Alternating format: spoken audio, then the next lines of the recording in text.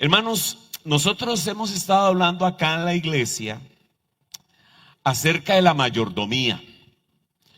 Y este tema de la mayordomía es fascinante y importante en la vida cristiana. Porque mayordomía es hablar de la administración de todos esos recursos materiales, económicos, intelectuales, mentales, espirituales que Dios nos ha dado para que lo administremos para el beneficio de los demás y para la gloria de Dios. Hemos hablado que todos aquí somos mayordomos. Usted es un mayordomo.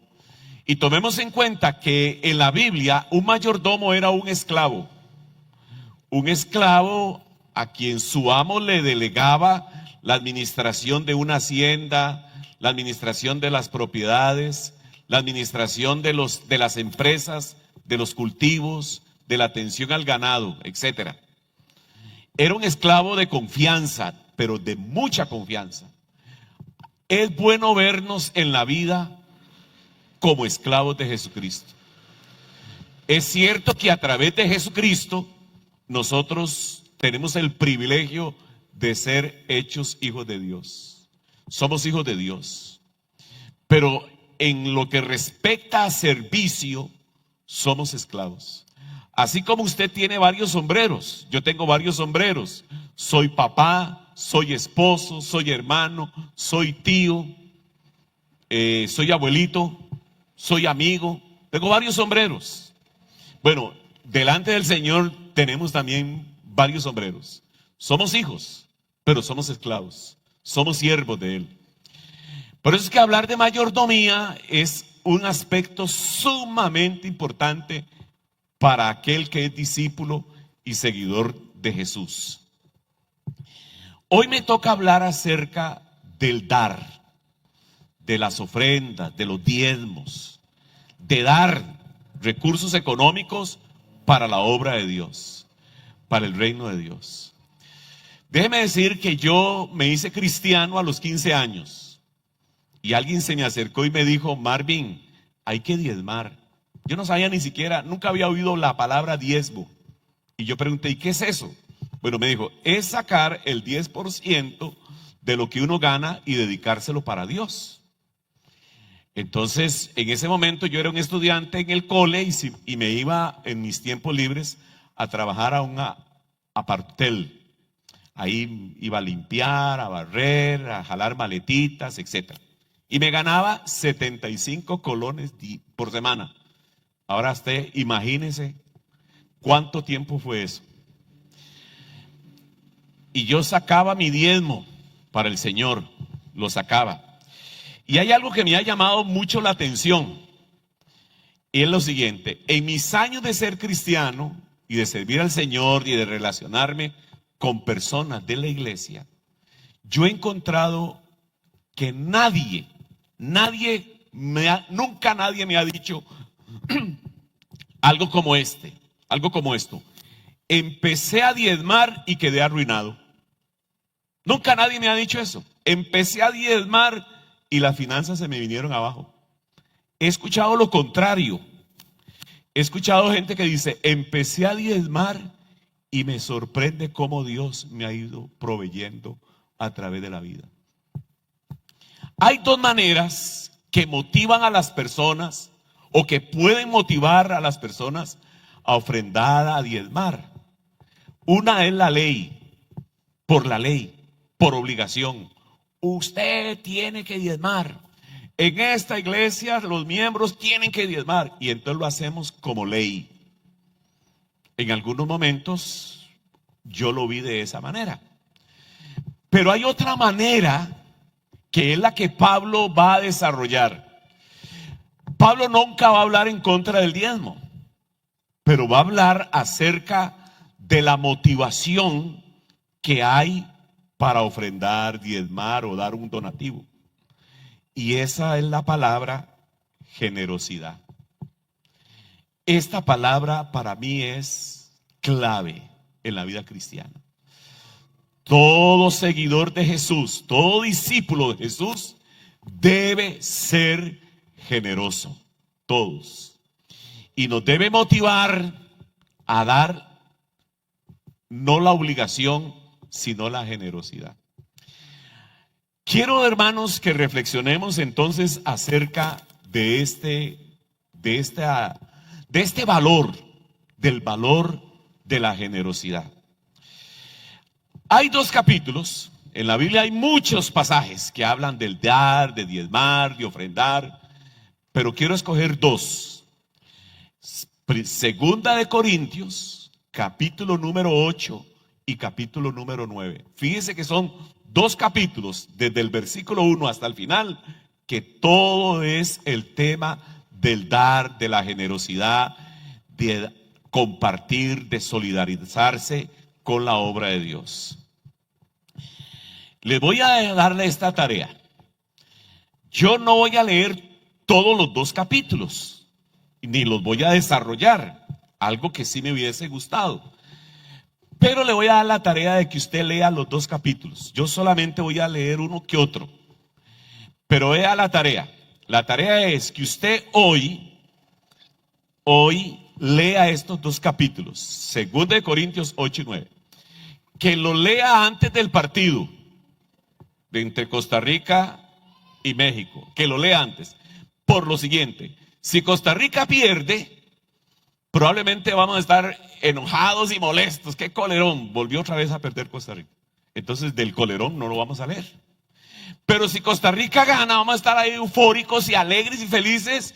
Y entonces de tanta alegría se nos va a olvidar leer el capítulo.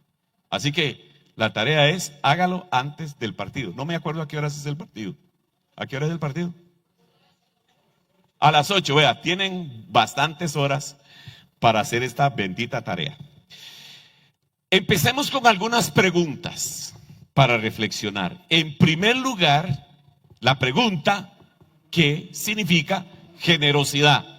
Esa es la primera. Ya la vamos a responder.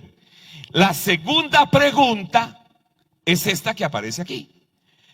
¿Qué sería de la iglesia sin las personas generosas? ¿Qué sería de esta iglesia si no hubiesen habido personas generosas a través de los 67 años de existencia de esta congregación? Cambie la palabra iglesia y ponga familia. ¿Qué sería de las familias si no hubiesen personas generosas? O cámbielo en el trabajo. Los generosos en los centros de trabajo hacen una gran diferencia. ¿Qué es lo contrario a generosidad? ¿Qué es lo contrario? Lo contrario a generosidad es tacaños. Entonces sacamos la pregunta a lo negativo. ¿Qué sería de las iglesias si todos los miembros fueran tacaños? Pónganse a pensar en eso. ¿Qué sería de la familia si todos en la familia fueran tacaños? Gracias a Dios que en nuestras familias aparece uno que otro. Pero imagínense que si una familia se compone de entre hermanos, tíos, sobrinos, se compusiera, digamos, de 25, 30 personas y que todas las 30 personas fueran tacañas. Gracias a Dios que solo aparece uno por ahí. Pero gracias a Dios por los generosos. Los generosos hacen la diferencia. Esta iglesia, para que sepan algo de historia de esta iglesia, el tamaño de la iglesia era como decir estas bancas, junto con esa otra fila que está aquí a mi derecha. Ese era, por decir, el tamaño. ¿Cómo se adquirió esta propiedad? Había un señor misionero que él tenía este terreno y puso un rótulo. Y el rótulo es: se vende. Entonces vino el viento y botó el rótulo. Entonces él vino y lo levantó otra vez, lo acomodó bonito y mantuvo el rótulo: se vende. Y vino el viento otra vez y botó el rótulo. Entonces él vino y lo volvió a acomodar el rótulo en su lugar original. Y aparece otra vez el bendito viento y bota el rótulo. Y cuando ya lo botó por tercera vez el viento, el misionero dijo: no voy a vender el lote. Dios quiere que hagamos acá una iglesia. Y entonces ya no lo botó, sino que guardó el rótulo y lo puso en otro lado y donó la propiedad, lo vendió simbólicamente, lo vendió creo que como en 10 o $1 por no regalarlo. Qué impresionante, ¿verdad? Así aparece esta iglesia, aparece en esta comunidad gracias a la generosidad de una persona que regaló un terreno y ha ido evolucionando positivamente la iglesia gracias a la generosidad de personas que a través de los años han ofrendado, han diezmado y han dado aportes adicionales para la iglesia. Y hoy nosotros disfrutamos, y quiero resaltar esta frase o esta palabra, disfrutamos de los generosos del pasado y de los generosos de ahora, porque esta iglesia es una iglesia generosa. Hace 6, 7 meses atrás decidimos comprar la propiedad del lado y necesitamos recaudar 49 millones. Y gente generosa, no tacañas, no avaras. Si todos fueran tacaños y avaros, no hubiéramos adquirido esa propiedad. Pero los generosos comenzaron a aportar dentro y fuera de la iglesia. Encontramos gente generosa y se adquirió la propiedad. Bendito Dios por las personas generosas. Dios trabaja con los generosos y Dios bendice a las personas a través de la generosidad nuestra. Dios muestra su generosidad a través de personas generosas. Pero lo opuesto a generoso es tacañería, es avaricia. ¿Y cuáles palabras populares nosotros usamos para referirnos a una persona avara o tacaña? A ver, recuerden. Agarrado, agarrado. Y a veces decimos, es más agarrado que un bono en un ventolero. Codo. Y tiene sentido el codo, ¿verdad? Porque a veces el codo no le permite a uno doblar el brazo. Entonces necesitamos que alguien venga y le ponga algún lubricante al codo para que lo pueda mover y pueda introducir su mano en la billetera o en la cartera y a dar. Pero esos son codos. ¿Qué otra palabra para agarrados, para avaros utilizamos en nuestro lenguaje popular? Pinche. Yo no sé de dónde sale esa palabra, pero es una idea, es la misma. Incluso tienen connotaciones negativas. El agarrado, la frase, la palabra, pinche, codos, agarrado, es negativo. Pero qué diferente cuando decimos, mira, fulano de tal, qué generoso que es. Ya entonces resalta algo bonito. También a veces decimos que somos mezquinos y somos tan agarrados que no damos sal para un huevo. Entonces son expresiones populares para referirse al opuesto a la generosidad. Y todas tienen aspecto negativo. Pero volvamos a nuestra pregunta. Nuestra pregunta es, ¿qué significa generosidad? La palabra generosidad en la Biblia y en estos 2 capítulos se refiere a dar con liberalidad, o sea, con soltura, con espontaneidad y también con sencillez. Y entre paréntesis puse aquí sin mezcla, así aparece literalmente en la definición. Yo no entendía la palabra mezcla. La generosidad es algo espontáneo que se da con liberalidad, pero no mezclando sentimientos de avaricia, porque a veces uno da, aunque uno se mueva un avaro, uno dice, ni modo, tengo que dar. Que nos mandan en la escuela a pedir algún material para las clases, y entonces decimos, bueno, ni modo, tengo que dar porque ahí estudia mi hijo, pero lo contrario no daría. Voy a poner un ejemplo muy sencillo. Yo tenía una suéter muy bonita. La sentía muy cómoda, la andaba para arriba y para abajo. No era una gran belleza de suéter, pero para mí era muy, muy cómoda. Un día le dije a Yami, vamos a almorzar, a cenar afuera. Bueno, fuimos y cuando yo me iba parqueando, había un muchacho, estaba medio garubando un poquito, un poco frío, y entonces el muchacho estaba tiritando con frío. Y me dice Yami, Marvin, regálele la suéter. ¿Qué? Sí, pero ya, es que está suelta y ya, bueno, regálesela.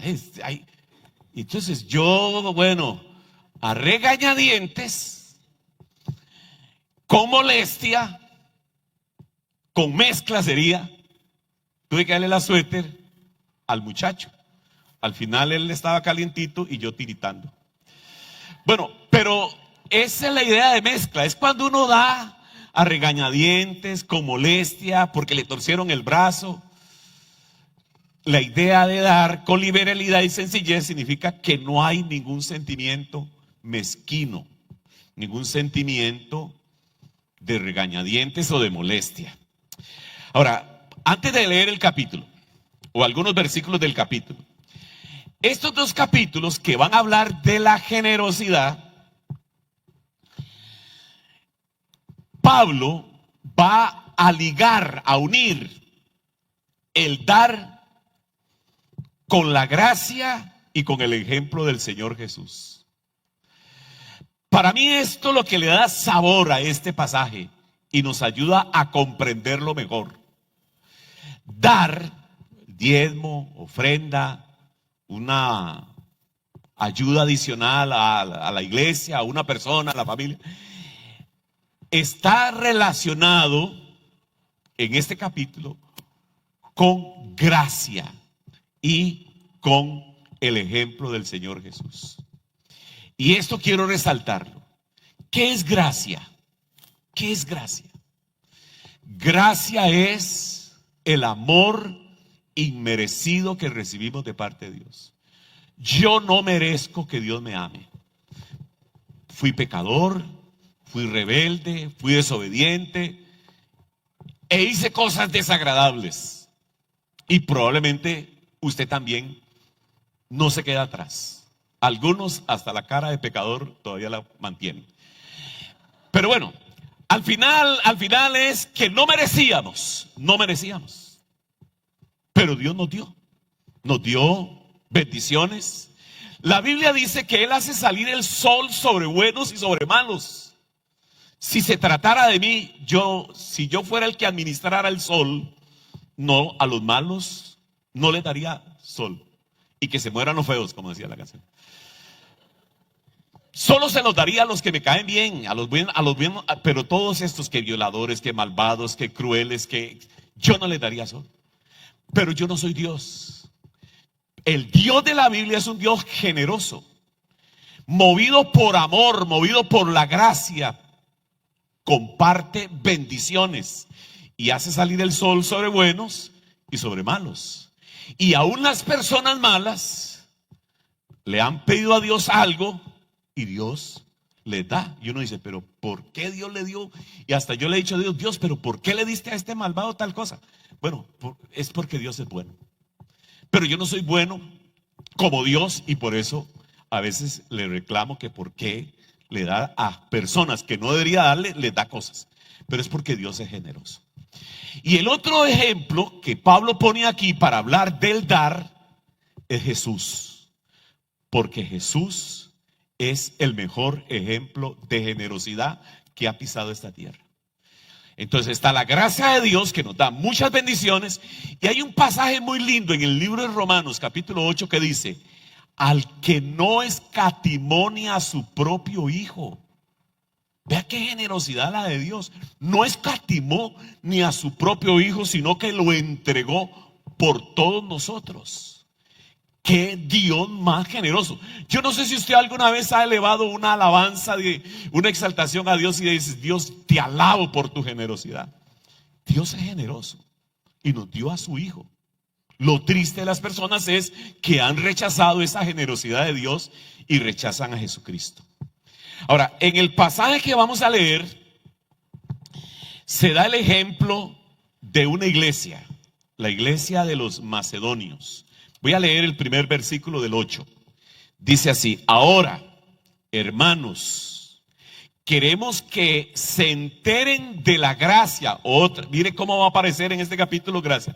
La gracia de Dios que les ha dado a las iglesias, ¿de dónde? De Macedonia. Ahora, yo quiero resaltar esta iglesia. Esta iglesia es una de las iglesias significativas en el Nuevo Testamento. La carta a los filipenses es la carta a los macedonios. Filipo pertenecía a la región de Macedonia, que actualmente, bueno, siempre ha sido Grecia. Ahora note el verso número 2. Lo tengo aquí en la pantalla. Lo leo en esta traducción. Dice: en medio de las pruebas más difíciles. ¿Cuáles eran las pruebas? Esta región de Grecia había sufrido mucho las guerras. El triunvirato en la época romana causó luchas internas en el Imperio Romano y afectaron negativamente a los macedonios. Y también ahí en la misma Grecia hubo luchas y revoluciones donde se mataban los unos a los otros y también incrementaban la estrechez y los tiempos difíciles. Sería algo equivalente podría ser como lo es la Franja de Gaza, que las guerras entre israelíes y el grupo terrorista de Hamas han causado que la población gazatí sufra miseria, estrechez, pobreza. Entonces sufren por causa de la guerra. Aquí pasaba parecido. Macedonia habían sufrido.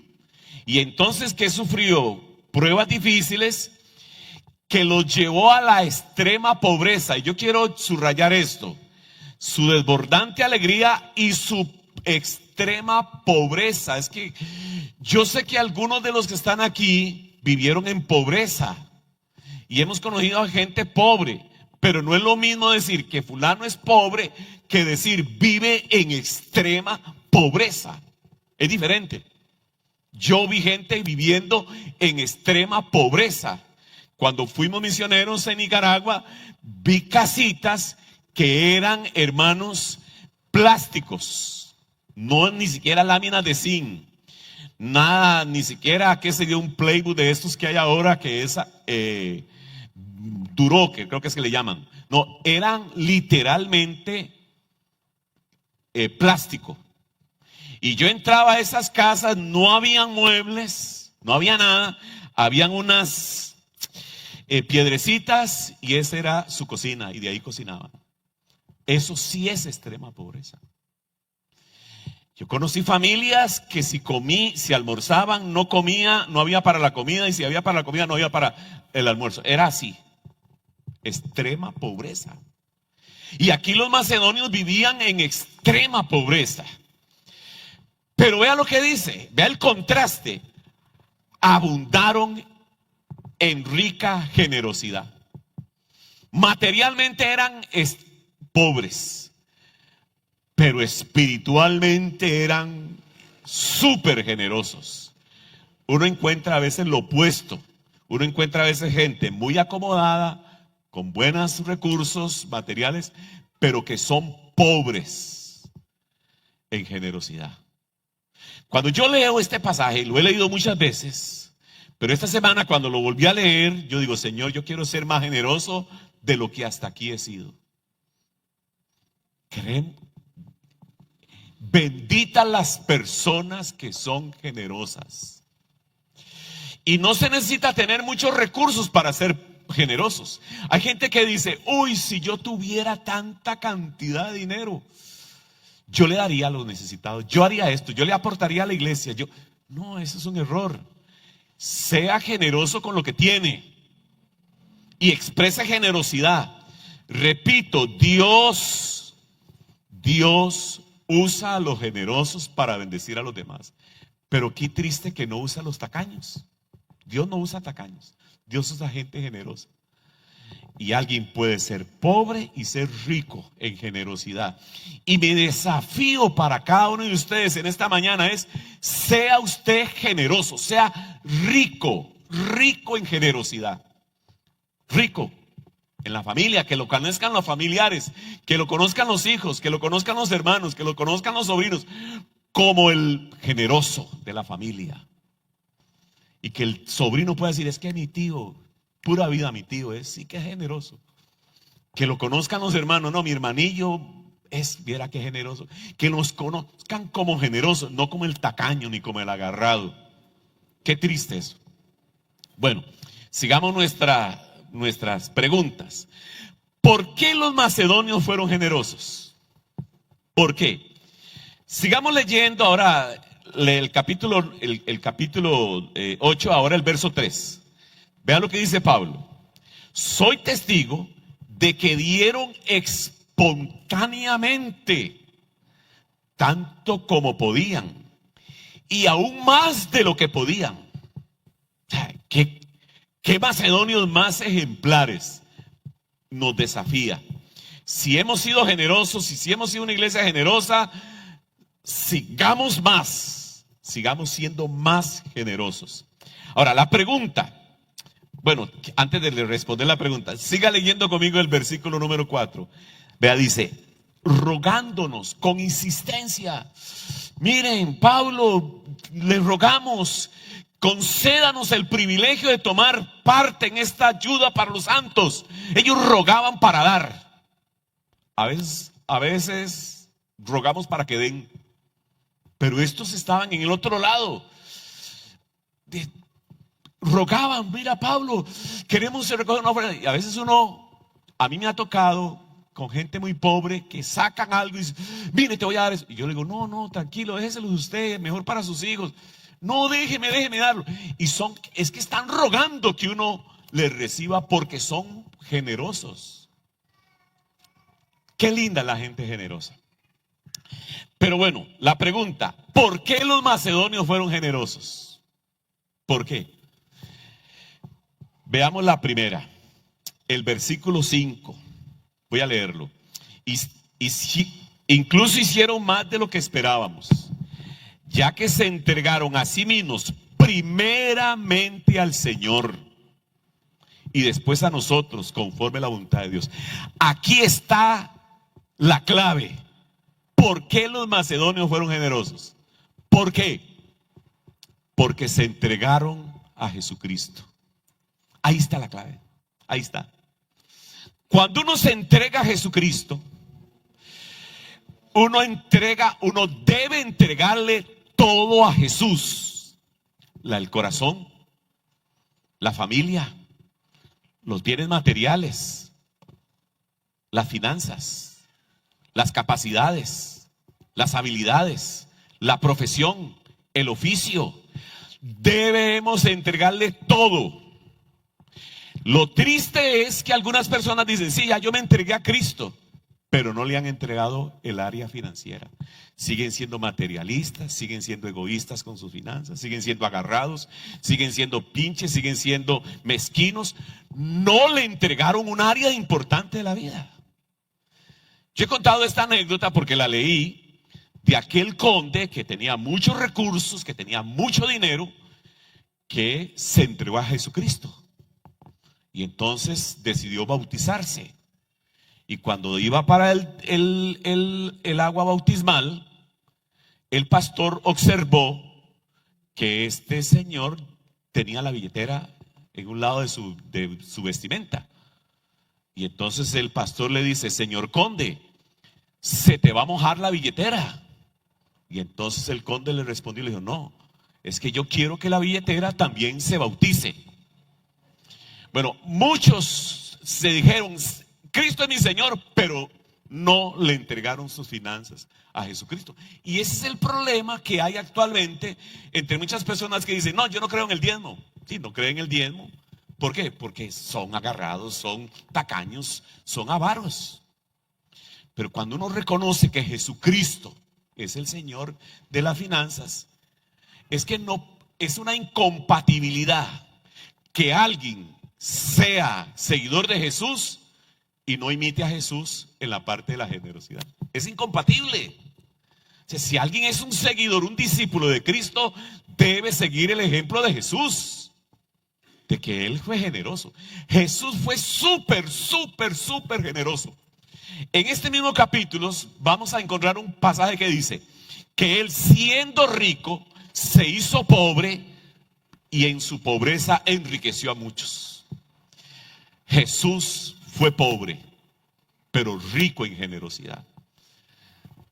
La segunda razón, comprendieron la gracia de dar. Comprendieron que el Dios que tenemos es un Dios dadivoso, generoso, que da, como diríamos, a manos llenas. Dios no es mezquino. La Biblia dice en uno de esos pasajes tan bonitos en Efesios capítulo número 2, dice que Él da más abundantemente de lo que pedimos o entendemos. Él da más. Voy a poner un ejemplo para ilustrar, como que Dios, yo muchas veces le he dicho, Señor, dame 1000 colones, y me da 10,000 para hacer la ilustración. Así es Dios. Dios no es mezquino. Dios no da bendiciones a cuentagotas. La Biblia habla de bendiciones abundantes. Ese es el Dios que tenemos, un Dios de gracia. Y yo quiero que usted se haga así mismo la pregunta: ¿soy un avaro o soy un hombre o una mujer generosa? Empiece a ser generoso en la familia, en la iglesia y donde quiera que esté. Ahora, quiero leer esta frase. La persona generosa refleja el carácter de Dios, que nos dio a su Hijo Jesucristo y nos da abundantes bendiciones. Yo reflejo a Dios, yo manifiesto a Dios cuando soy generoso con aquel que incluso no merece. Yo reflejo a Dios cuando doy. Yo reflejo a Dios cuando soy solidario. Yo reflejo el carácter de Dios cuando dejo a un lado la mezquindad y comparto. Bendito Dios por las personas generosas. Ahora, en este capítulo hay dos maneras erradas, equivocadas de dar. Dos maneras, o dos actitudes, dos motivaciones que son equivocadas. La primera, en el capítulo número 9, versículo número 7, dice: cada uno debe dar según lo que haya decidido en su corazón, no de mala gana ni por obligación. Esta frase, esta pequeña frase de esta oración menciona dos actitudes o motivaciones equivocadas para dar, para ofrendar o diezmar. ¿Y cuáles son? Mala gana o por obligación. Mala gana. A veces tenemos mala gana. A veces dice, no, es que no me da la gana de dar. No, es que te tiene que dar tal cosa. Como cuando la esposa le dice a uno, o un hijo le dice a uno, mira, es que necesito comprar tal cosa. O cuando uno viene y le dice, papi, ¿me puede ayudar con tal cosa? Y uno comienza a hacerle, pero ¿qué le pasa? ¿Por qué me está pidiendo? Y al final, ni modo, tengo que dar, porque ¿qué me queda? Tengo que dar de mala gana. Mire, si usted va a ofrendar o diezmar de mala gana, no lo haga. Así de fácil. Hay gente que dice, es que yo no creo en el diezmo. Bueno, no lo dé, porque si lo va a dar de mala gana. Y esto no es así. Las cosas del Señor es del corazón. Por eso es que me gustan los macedonios, porque ellos primero conocieron a Jesús, se entregaron a Jesús y después comprendieron la gracia de Dios. Nunca dé por mala gana, pero tampoco lo haga por obligación. No haga así, ni modo, tengo que dar. Es que me obligan. Yo voy a la iglesia Nazaret y me obligan a dar. Ahí llego a la iglesia Nazaret y me obligan a dar el diezmo. Aquí no obligamos a nadie. Por eso estoy hablando de la generosidad. Aquí lo que necesitamos es desarrollar la actitud generosa, donde reconocemos que Jesucristo es el Señor y damos reflejando el carácter de Dios. Ahora bien, en este pasaje, en el 9:6, hay una ilustración. Una ilustración que ha sido mal usada por los exponentes de la teología de la prosperidad.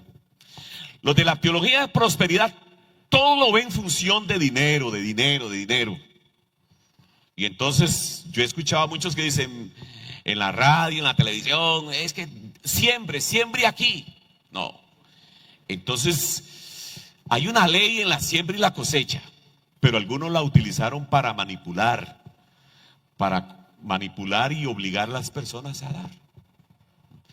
Yo quiero que veamos esta ilustración desde el contexto de la generosidad. El pasaje dice, recuerden esto: el que siembra escasamente, escasamente cosechará. El que siembra en abundancia cosechará. Así, es una ley. Usted siembra, bueno, yo no soy agricultor, pero supongo que usted siembra, digamos, 3 semillas de maíz y nada más va a recibir una matita de maíz, con una que otro mazorca. Pero si usted siembra 1000 semillas de maíz, va a tener una cantidad, una cosecha enorme. Bueno, el agarrado, el avaro, siempre va a sembrar una bendita semilla y por eso siempre va a andar estrecho. Pero, ¿qué es lo que nos enseña la palabra? Que seamos generosos, sembremos, que sembremos, porque Dios bendice al dador alegre, como lo dice aquí el pasaje, que no debemos dar de mala gana ni por obligación, porque Dios ama al dador alegre, al dador generoso. En el contexto de este pasaje, alegría es generosidad, espontaneidad, liberalidad y no a regañadientes. Ahora, es interesante, hermanos, que aún en el mundo secular, si usted se fija, como dije anteriormente, al avaro, al agarrado, al pinche, ¿qué más habíamos dicho? Al mezquino, el mundo lo señala negativamente. No, yo con fulano y tal. Yo he escuchado gente que dice más o menos así: fíjese que salimos a pasear o salimos a comer con la familia tal, pero viera que ha agarrado ese hombre, yo nunca más vuelvo a salir con él. Entonces, hay una nota negativa para el agarrado. Pero qué diferente es la gente, aún en el mundo secular. Y estuve leyendo un documento que me llamó la atención, de personas que no toman la Biblia, no tienen nada que ver con iglesia ni con las cosas del Señor, pero hablaba de la generosidad como un valor. Y me llamó la atención que el autor hablaba de los beneficios de la generosidad. Voy a leer algunos que tomé. Dice que la persona generosa es más feliz. Es más feliz. Y yo creo que tiene cierto. Cuando uno aporta, ayuda, colabora, hay una alegría del dar. Después dice este mismo autor decía, reduce el estrés. Interesante. Reduce el estrés, vive más tranquilo, más sereno. Agrega, mejora la calidad del sueño. Interesante, la generosidad hace que uno duerma pura vida. Ayuda al corazón, decía. Como que hay algo en la generosidad que trae salud. Salud mental, salud espiritual, salud emocional. Y la persona generosa adquiere la fama de ser una persona digna de confianza. O sea, que aún en el mundo secular se valora la generosidad. Ahora, yo quiero ir terminando. Me quedan 2 cositas para compartir. Que leamos del versículo número 11, del 9 hasta el 13. Lo voy a leer corrido. Fíjense lo que dice así. Ustedes serán enriquecidos en todo sentido, para que en toda ocasión puedan ser generosos. O sea, Dios nos da para bendecir. Dios no nos da para enriquecernos, para ser egoístas, para ser materialistas. Y para que por medio de nosotros, fíjese qué interesante, la generosidad de ustedes resulte en acciones de gracias. Y sigue diciendo, esta ayuda que es un servicio sagrado no solo suple las necesidades de los santos, también redunda en abundantes acciones de gracias. En efecto, al recibir esta demostración de servicio, ellos alabarán a Dios. Alabarán a Dios por la obediencia de ustedes. O sea, otro beneficio de la generosidad es que motiva a las personas a dar gracias, a alabar a Dios, a exaltar a Dios. Entonces Dios usa mi generosidad y yo comparto cuando comparto y esa persona o la iglesia expresa acción de gracias. Nosotros tuvimos acciones de gracias cuando llegamos a nuestra meta para adquirir la propiedad del lado, por la generosidad. O sea, la generosidad despierta alabanza a Dios. Y termino. Vuelvan a ver aquí hacia la pantalla estos dos versículos. El primero, el de su izquierda, dice: Dios, ¿qué dice? Bendice más al que da que al que recibe. Y pregúntese usted, ¿cuán dadivoso soy? ¿Cuán generoso soy? Y el otro pasaje, quiero que lo lea, siga conmigo la lectura. Proverbios 11:25 dice: el que es generoso, ¿qué dice? El que es generoso prospera. El que siembra también cosecha. En la Reina Valera dice: el alma generosa será prosperada. Honra a Jehová con tus bienes y serán llenos vuestros graneros, dice el capítulo 3 de Proverbios. Para terminar, participe usted en la misión de Dios siendo generoso. Conviértase en un instrumento de Dios, demostrando generosidad. Ofrende, diezme con alegría, movido por la generosidad. Cuando usted ofrenda y diezma, movido por la generosidad, exalta y honra al Señor. Sea generoso en su familia. Que usted no sea conocido como el agarrado de la familia. Si tiene esa fama, comience a cambiarla y comience a practicar la generosidad. Si usted ha sido tacaño, mezquino, cambie su actitud, porque el seguidor de Jesús, el discípulo de Jesús, es una persona generosa. Pongámonos de pie y oramos al Señor. Gracias, Señor. Gracias. Gracias por Jesucristo. Gracias, Señor. Gracias. Porque tú, Padre Celestial, nos enseñas a ser generosos y a ser dadivosos, Señor. Gracias, Señor. A ti sea la gloria y la honra. Señor, que tú sigas transformando nuestro corazón, cambiando nuestras actitudes para renovar nuestros valores. Y este valor de la generosidad sea parte de nuestra conducta y de nuestro estilo de vida. En el nombre de Jesús. Amén y amén. El dicho popular también dice: manos que siempre dan. ¿No se lo sabe? Termínelo. Manos que siempre dan, nunca estarán vacías. Que Dios los bendiga, mis amados hermanos.